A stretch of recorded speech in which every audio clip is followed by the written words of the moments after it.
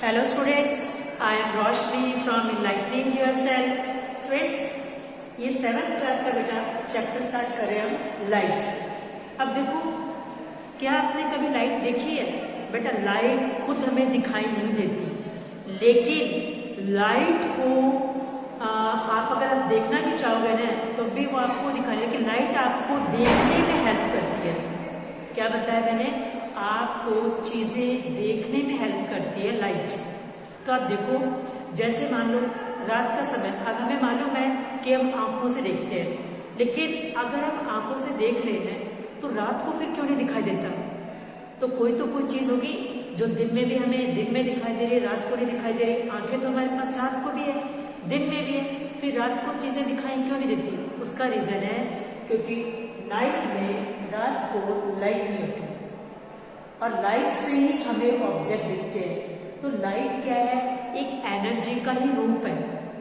Light is a form of energy which enable us, जो हमें क्या करती है? इनेबल करती है to see the object, object को देखने में। बट इटसेल्फ, खुद ये क्या है? विजिबल नहीं है, खुद हमें दिखाई नहीं देती। लाइट की वजह से अभी एक ऑब्जेक्ट है, ये मास्क है, अब यहाँ पे इसके ऊपर लाइट गिर रही है तो ये लाइट इसके ऊपर गिरने के बाद ये लाइट मेरी आंखों में टकरा रही है, इसकी वजह से मुझे ऑब्जेक्ट दिख रहा है।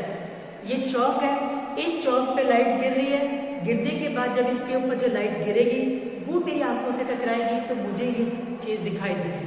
लेकिन अगर टॉर्च की लाइट डायरेक्ट मेरी आंखों में, मान लो टॉर्च की लाइट अंधेरा है चारों तरफ, मैं टॉर्च की लाइट अपनी आंखों में मार रही हूँ, अपनी आंखों पे उजाला कर रही हूँ, तो क्या मुझे ये चौक दिखेगा? नहीं दिखेगा। हम क्या करते हैं रात के समय? जिस चीज को देखना होता है उसके ऊपर लाइट मारते हैं। हमें लाइट कैसे का है?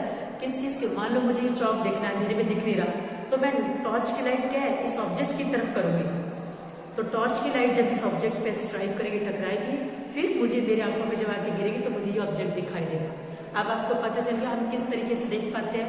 आइज के साथ साथ हमें क्या चाहिए? लाइट भी चाहिए। अगर लाइट नहीं होगी तो विदाउट आइज के साथ साथ लाइट जरूरी है। केवल आइज और लाइट ना हो तो हम देख नहीं सकते। अब आपने देख रखा होगा स्टूडेंट्स, तो किसी भी, मान लीजिए ये मिरर है, इसके ऊपर ये लाइट आके टकरा रही है, तो आपने कभी देखा होगा ये आपके पास एक शीशा है, मिरर है, जिसके ऊपर लाइट टकराती है। तो लाइट आप टकराने के बाद दीवार के ऊपर आपको एक पैच, सूरज की लाइट जब इसके पास टकरा रही है तब दीवार वापिस, जो लाइट टकराने के बाद जो वापिस बाउंसिंग बैक ऑफ लाइट, उसको हम बोलते हैं रिफ्लेक्शन ऑफ लाइट। ठीक है, तो जो लाइट टकराने के बाद जो वापिस लाइट निकल के जो जाके टकरा रही है, वो कहाँ टकरा रही है? दीवार के ऊपर, कोई भी सरफेस पे। तो वहां पे आपको सूरज की लाइट का पैच दिखाई देगा, और जैसे जैसे आप उस मिरर, उस शीशे को मूव करोगे तो वो दीवार के ऊपर जो लाइट का जो प्रकाश का जो निशान बन रखा होगा वो पैच भी आपको मूव करता हुआ दिखाई देगा। अच्छा, तो जो लाइट आके टकराती है स्टूडेंट्स, उस लाइट को, उस रे को हम बोलते हैं इंसिडेंट रे। क्या बोल देते हैं उसको हम? Incident ray. और जो लाइट टकरा के वापिस जाती है, ये मिरर है, ठीक है, इस मिरर के साथ जैसे सूरज की लाइट हो, टॉर्च की लाइट हो, कोई भी लाइट हो, ये टकरा के जब वापिस जाएगी तो उसको हम बोलते हैं रिफ्लेक्टेड रे। क्या बोलते हैं स्टूडेंट्स? Reflected ray. तो यहां से ए और ओ, ये क्या हो गई? Incident ray. और ओ और बी, ये क्या हो गई स्टूडेंट्स? Reflected ray. इसको हम क्या बोलेंगे? Reflected ray. ठीक है, अब रिफ्लेक्टेड का मतलब क्या हो गया? The bouncing of light from a surface, the bouncing of light back. Bouncing का मतलब टकराती फिर वापिस आती, तो बाउंसिंग ऑफ लाइट, तो bouncing of light from a surface, उसे हम क्या कहते हैं? Reflection of light. क्या बोलते हैं उसको हम? Reflection of light.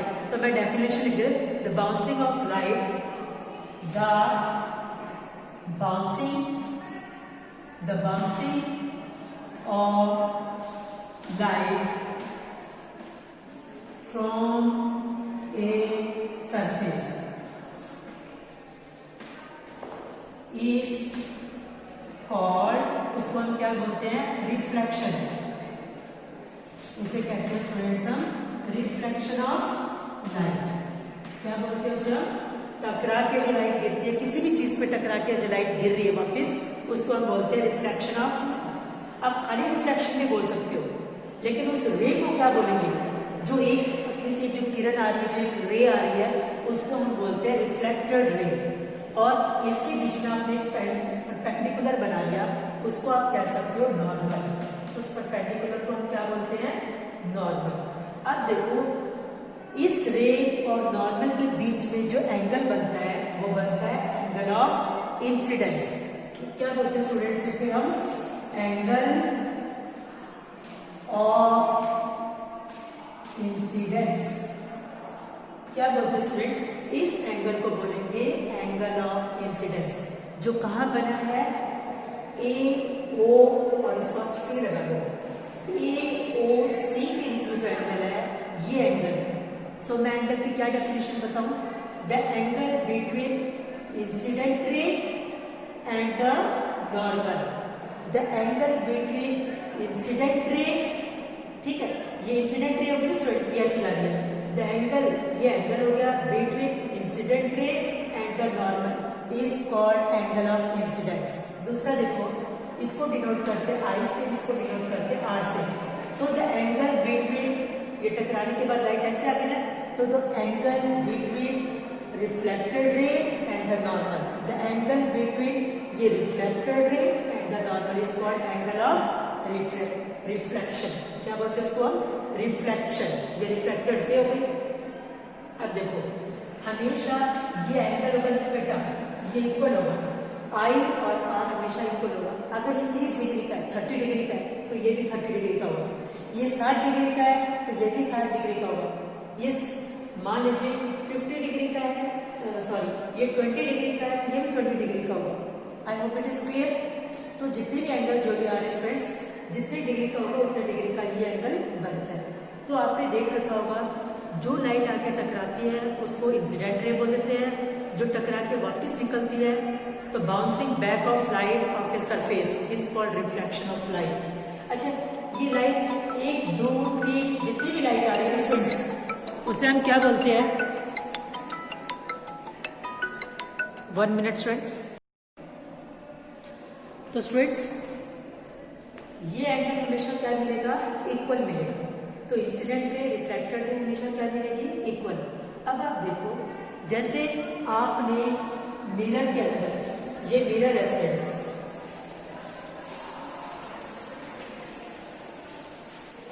अब देखो ये मिरर है, इस मिरर का आपने मिरर के अंदर अपना मुंह देख रहे हो, आप कोई भी चीज देखते हो, तो जब भी आप इस मिरर के अंदर कोई चीज आप देख रहे हो, तो मान लीजिए ये कैंडल है, आप कैंडल का ले लो बेटा, ठीक है। तो लाइट का मैं आपको बता, मिरर का चलो मैं बाद में बताती हूँ, पहले देखो ये मिरर है, सॉरी मिरर को छोड़ देते, एक और टॉपिक बताइए, कैंडल है, ये कैंडल जलती हुई फ्लेम है। अब आप किसी ट्यूब से, एक होलो ट्यूब है, ऐसे करके आपने मान लीजिए किसी चीज का ऐसे होलो ट्यूब बना दिया और आप उसको उसे देख ले कैंडल की फ्लेम से, तो यहाँ से अगर आप देख रहे हो ना, तो आपको ये कैंडल की फ्लेम दिखाई देगी। इसकी जगह पे अगर आपने कोई ऐसी ट्यूब ले ली जो ऐसे मुड़ी हुई है, ठीक है, ऐसे मुड़ी हुई है, क्या आपको ये कैंडल की फ्लेम दिखाई देगी? नहीं दिखाई देगी। आप स्ट्रेट से, जब ये पाइप स्ट्रेट थी, खोखली पाइप थी, होलो पाइप थी, आपने उससे देखी ऐसे करके, जैसे दिखा रही है होलो पाइप से, तो आपको ये बिल्कुल स्ट्रेट दिखाई देगी, ठीक है, जैसे होलो पाइप का मैं किसी को दिखा देता हूँ। तो लेकिन जैसे स्टूडेंट्स यहाँ पे देखो, जैसे आपने ये, आप इसको इस तरीके से बना सकते हो, ये देखो। अब आप इसके अंदर से देखो, ऐसे रखो, ये होलो है ना, खोखली से दिख रही है, इसके अंदर से बेटा ऐसे। अब इसके अंदर से जब हम देखेंगे तो ये हमें दिखाई देगी यहाँ से, मैं इसको यहाँ से देख रही हूँ तो ये मुझे दिखाई देगी, लेकिन इसको अगर मैं बेंड कर देती हूँ, बेंड करने के बाद अगर मैं इसको देखना चाहूंगी, बीच से मुड़ गई ना, मोड़ने के बाद अगर मैं इस कैंडल को देखना चाहूंगी स्टूडेंट्स, मोड़ने के बाद अब मैं इसको स्ट्रेट रख रखा है तो मुझे ये दिख रही है, लेकिन मैंने इसको मोड़ दिया, मोड़ने के बाद अगर मैं इसको देखना चाहूंगी ऐसे तो मुझे ये दिखाई नहीं देगी। क्या रीजन है ये नहीं दिखाई देगी? क्योंकि लाइट ऑलवेज, रीजन क्या है friends? Light always travel in a straight line. क्या है बेटा? स्ट्रेट लाइन में ही ट्रेवल करती है। लाइट हमेशा स्ट्रेट लाइन में, ऐसे नहीं कि लाइट इधर से ऐसे जाके ऐसे आपके पास आ जाएगी। लाइट हमेशा स्ट्रेट लाइन में। अगर वो लाइट यहाँ गिर रही है बोर्ड से, यहाँ टकराएगी, यहाँ से फिर वो किसी और दीवार पर टकराएगी, वहां से किसी, बट ऐसा नहीं है कि यहाँ से ऐसे करके यहाँ टकराएगी। अब आपको समझ आ गया कि लाइट हमेशा स्ट्रेट लाइन में मूव करती है। अच्छा, किसी मिरर को आप चेक भी कर सकते हो कि लाइट स्ट्रेट लाइन में है कि नहीं है। जैसे मान लीजिए आपने मिरर है, इस मिरर के यहाँ पे आपने पॉलिश कर दिया, यहाँ पे ये मिरर है, ठीक है। इस मिरर में यहाँ पे आपने टॉर्च रख दो, ठीक है, ये टॉर्च है स्टूडेंट्स। इस टॉर्च की जो आगे जो मिरर है, इसके ऊपर आपने ऐसे पतली से काट लो। कैसे काटनी है आपको? जैसे मैं आपको दिखा रही हूँ, ये पूरा पेज ले लिया।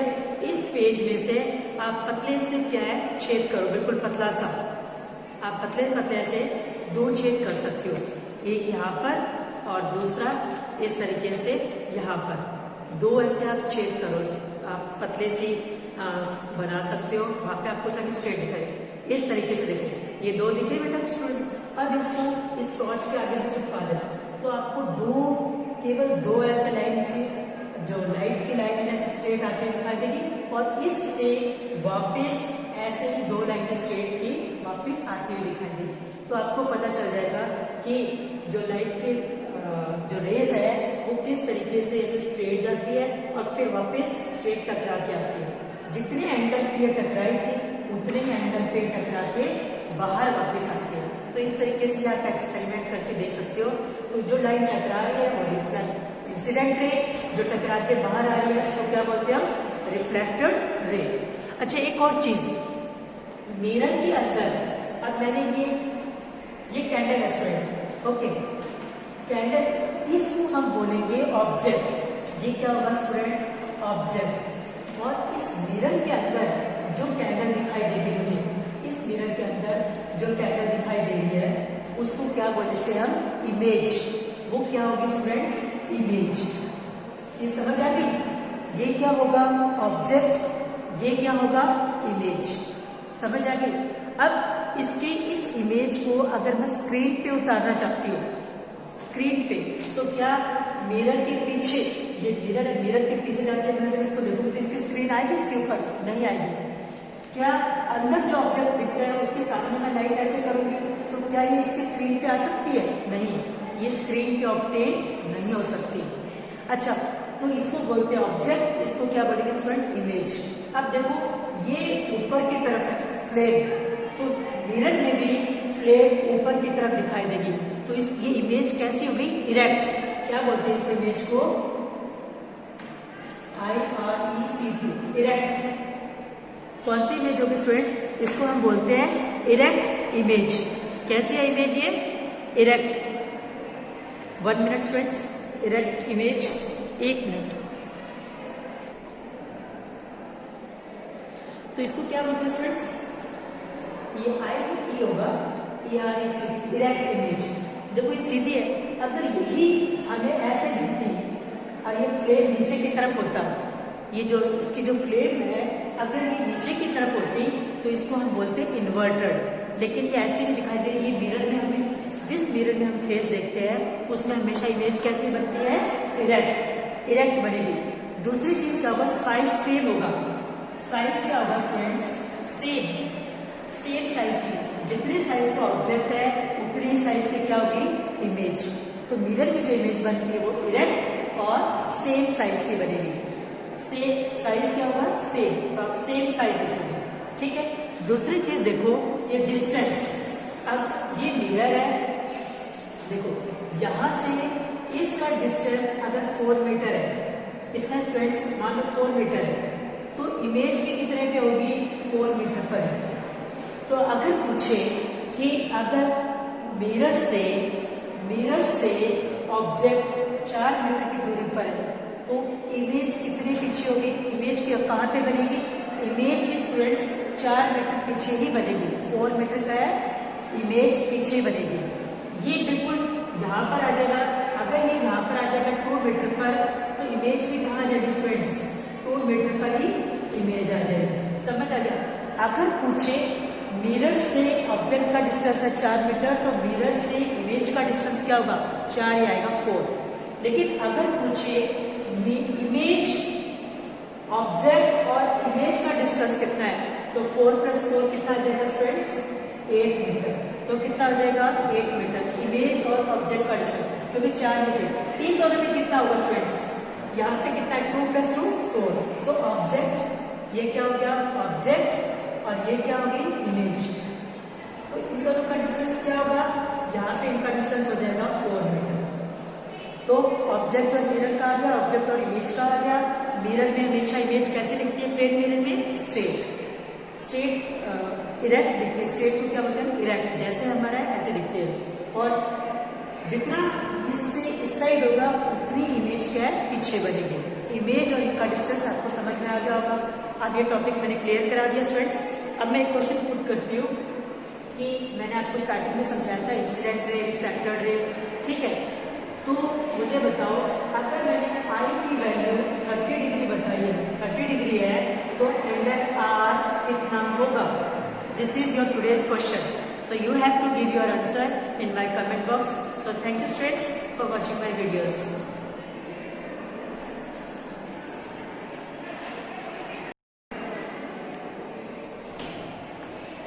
Good morning students, how are you all? सब कैसे हो बेटा?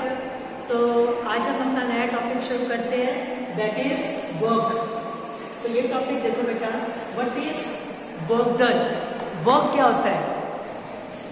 वर्क डन या वर्क। आपने देखा है कभी भी हम कोई भी काम करते हैं, तो चाहे हम कोई काम में फोर्स कितना भी लगा दो आप अपना, लेकिन अगर वो चीज आप एक जगह पे बैठे बैठे, मान लो आपने कोई कहीं हिलडुल ले रहे हो, आप एक जगह पे बैठे हो और आप ऐसे बैठे हुए हो और पढ़ रहे हो, तो क्या आपका वर्क माना जाता है कि आपने कोई वर्क किया है? ठीक है, वर्क माना जाएगा कि हमने वर्क किया है। लेकिन साइंस की लैंग्वेज में इस टाइप के वर्क को वर्क डन क्या माना जाता है स्टूडेंट्स? जीरो। वर्क डन क्या माना जाता है? जीरो।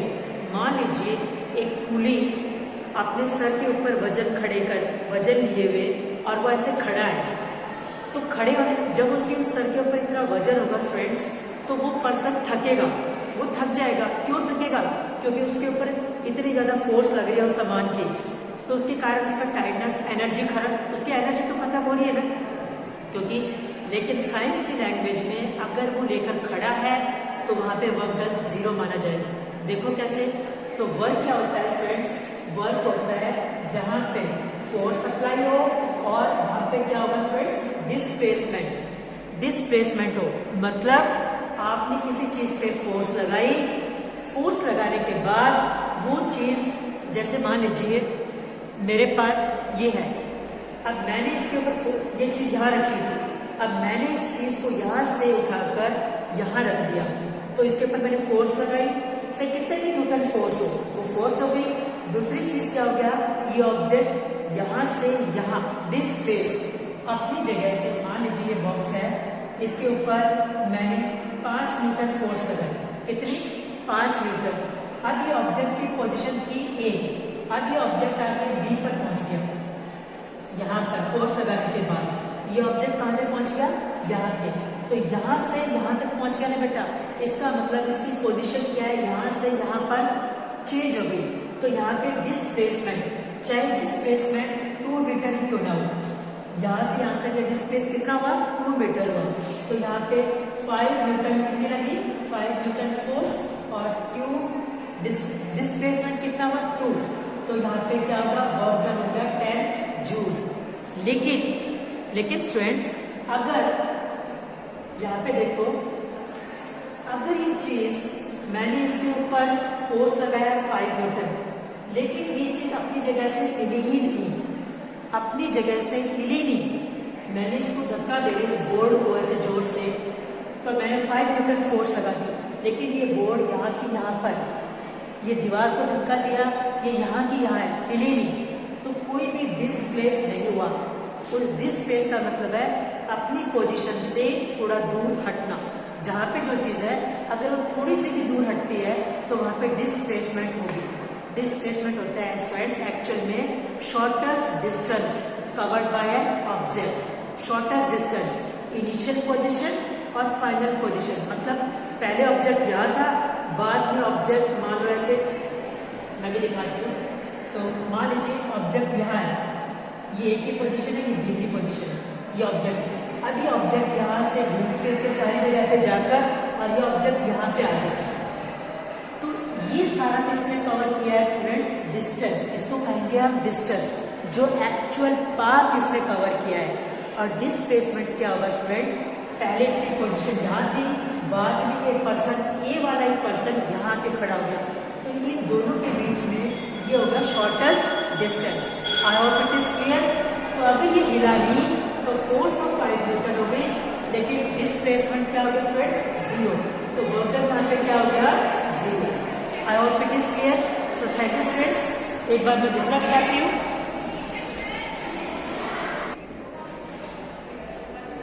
सो आई होप ये क्लियर हो गया स्टूडेंट्स, वर्क डन। अब देखो इसमें यहाँ पर अगर कोई चीज, इसका मतलब यहाँ पे 5 × 0, फोर्स तो 5 न्यूटन लगी, लेकिन वर्क डिस्प्लेस ऑब्जेक्ट का जो है कितना आ गया, 0। तो यहाँ पे वर्क डन क्या आएगा, 0। आई होप इट इज क्लियर। अब देखो स्टूडेंट्स, तो डिस्टेंस, ये तो हो गया डिस्टेंस ट्रेवल, और इनिशियल और फाइनल पोजीशन के बीच में, इनिशियल और फाइनल पोजीशन पहले यहाँ पे था, बाद में इसमें सारी जगह जाता है। तो जो शॉर्टेस्ट डिस्टेंस हो गया बेटा दोनों के बीच में, कि पहले यहाँ था बाद में यहाँ था, तो ये हो गया इसका डिस्प्लेसमेंट। डिस्प्लेसमेंट क्लियर हो गया। तो इसको बोलते हैं वर्क डन। वर्क डन की जो यूनिट होती है स्टूडेंट्स, वो क्या होती है वर्क डन की यूनिट? वर्क डन को हम मेजर करते हैं जूल के अंदर। किसमें? जूल, जिसको हम डिनोट करते हैं कैपिटल जे से। अच्छा, वर्क डन को, वर्क फोर्स किसमें होता है स्टूडेंट्स? न्यूटन। डिस्टेंस किसमें होता है? मीटर। तो वर्क डन की यूनिट क्या है? यूनिट न्यूटन मीटर भी हो सकती है, न्यूटन मीटर, और यू कैन से जूल। क्या कह सकते हैं हम? जूल। अच्छा, वर्क पॉजिटिव भी हो सकता है, वर्क डन नेगेटिव भी हो सकता है। कैसे स्टूडेंट्स? मान लीजिए ये गाड़ी इस डायरेक्शन में जा रही है, यहाँ पे क्या है स्टूडेंट्स? एक गाड़ी है, ओके, ये इस डायरेक्शन में जा रही है, किस डायरेक्शन में? इस डायरेक्शन में ये गाड़ी जा रही है। तो यहां से यहां तक जब ये गाड़ी इस डायरेक्शन में जा रही है, मैं इसको फोर्स लगा रही हूं इस साइड। फोर्स क्या है? उसके ऑपोजिट में लगा रही हूं। किसमें? ये गाड़ी इस साइड जा रही है और मैं उसको पीछे की तरफ खींच रही हूँ, तो जो मैंने यहाँ पे फोर्स वर्क डन हुआ, वो वर्क डन क्या होगा स्टूडेंट्स? नेगेटिव। आप इसको ऐसे लिख सकते हो। सो जहां पे फोर्स, कोई ऑब्जेक्ट की डिस्प्लेसमेंट इस साइड हो और आप उसको ऑपोजिट साइड में खींच रहे हो, फोर्स लगा रहे हो, तो वहां पे वर्क डन नेगेटिव। अच्छा, ये गाड़ी इस डायरेक्शन में जा रही है और आप इसको इसी डायरेक्शन में पीछे से धक्का भी आपने इसके ऊपर मारा, और वो भी किस डायरेक्शन में? इसी डायरेक्शन में। 1 मिनट स्टूडेंट्स, आपने इसको इसी डायरेक्शन में धक्का लगा रहे हो, गाड़ी इस साइड जा रही है और आप भी उसको इसी टाइप में धक्का लगा रहे हो। मान लो ये एक टॉय है, इस टॉय को एक स्टूडेंट इस साइड खींच रहा है, यहाँ पे थ्रेड बांध रहे, थ्रेड बांधने के बाद इसको इस साइड खींच रहा है, ठीक है। तो देखो ये टॉय, इसमें टैग्स लगा रखे हैं और इसमें एक सेल डाल रखा है, तो सेल की वजह से इस डायरेक्शन में आ रहा है और वो खींच भी इसी साइड में रख रखा है, तो फोर्स भी उसी साइड लग रही है और डायरेक्शन भी इसी साइड हो रही है। तो उसको हम बोलते हैं, क्या बोलते हैं स्टूडेंट्स? पॉजिटिव। वर्क डन क्या आएगा? Positive. I hope it is clear, negative और positive work done. So thank you students, I hope ये क्लियर हो गया होगा हमारे वर्क का टॉपिक। आगे नेक्स्ट करवा दूंगी मैं। Thank you.